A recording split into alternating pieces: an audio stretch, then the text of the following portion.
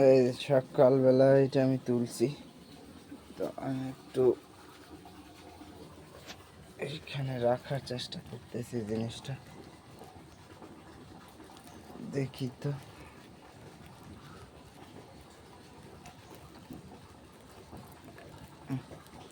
রাখা চাই কিনা। এই হচ্ছে বিষয়, সকালে পরিস্থিতি। এখন জালটা আমাকে খুলতে হবে। তো